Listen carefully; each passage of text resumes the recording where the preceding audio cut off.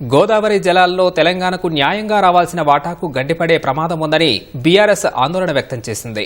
AP సర్కారు Banakacherla regulator ద్వారా పెన్నా డెల్టాకు నీటిని తరలించే ప్రయత్నం చేస్తున్నా రేవంత్ సర్కారు మౌనంగా చూస్తోందని హరీష్ రావు మండిపడ్డారు. రాష్ట్ర ప్రభుత్వం చొరవ తీసుకుని ఆపే ప్రయత్నం చేయాలని సూచించారు.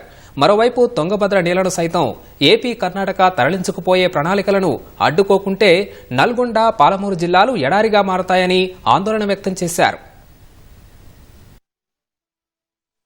రాష్ట్ర ముఖ్యమంత్రి గారు కానీ నీటిపారుదల శాఖ మంత్రి గారు కానీ ఆ శాఖ అధికారులకు యొక్క అలసత్వం వల్ల రాష్ట్రానికి తీవ్రమైనటువంటి అన్యాయం జరిగేటువంటి పరిస్థితి ఉన్నది. ఆంధ్రప్రదేశ్ కానీ ఇటు కర్ణాటక కానీ పెద్ద ఎత్తున గోదావరి జలాలను తరలించే ప్రయత్నం ఇటు ఆంధ్రప్రదేశ్ చేస్తుందని, తుంగభద్ర నదీ జలాలను కర్ణాటక ఆంధ్రప్రదేశ్లు కొత్త ప్రాజెక్టులు కట్టి నీళ్లు తరలించుకుపోయే ప్రయత్నం పతాక శీర్షికన వార్తలు వస్తున్నా ఈ రాష్ట్ర ప్రభుత్వానికి చీమగుట్టినట్టు కూడా లేదు.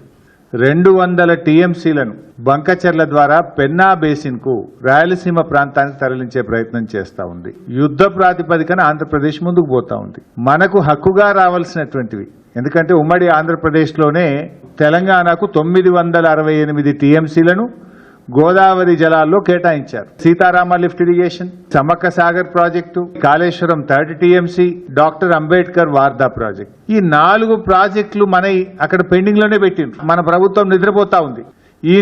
ఈ ప్రాజెక్టులను అనుమతి సాధించడంలో రాష్ట్ర ప్రభుత్వం 13 నెలల కాలంలో విఫలమైతా ఉంది.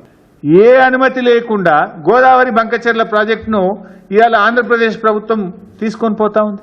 ఏం చేస్తుండ్రు ముఖ్యమంత్రి, ఏం చేస్తుండ్రు నీటిపారుదల శాఖ మంత్రి, ఏం చేస్తుండ్రు ఉంటే ఈ రాష్ట్ర ప్రభుత్వానికి కనీసం ఒక ఉత్తరం రాసి ముఖ్యమంత్రి స్వయంగా వెళ్లి ప్రధానమంత్రిని కలిసి ఈ ప్రాజెక్ట్ ఆపాలని చెప్పాల్సిన సోయి ముఖ్యమంత్రి గారికి లేదా అని నేను అడుగుతా ఉన్నా.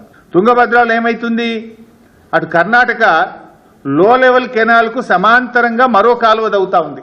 నావలి రిజర్వాయర్ ను 31 టీఎంసీల సామర్థ్యం నుంచి 52 టీఎంసీలకు పెంచే ప్రయత్నం చేస్తుంది. ఇటు ఆంధ్రప్రదేశ్ కూడా తుంగభద్ర డ్యాం కు కుడివైపు నుంచి హెచ్ఎల్సీ ద్వారా కూడా నీళ్లు తీసుకుపోయే ప్రయత్నం.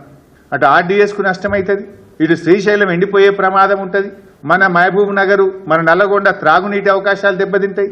ఎందుకు ఈ రాష్ట్ర ప్రభుత్వం మౌన ముద్ర వేసుకున్నది?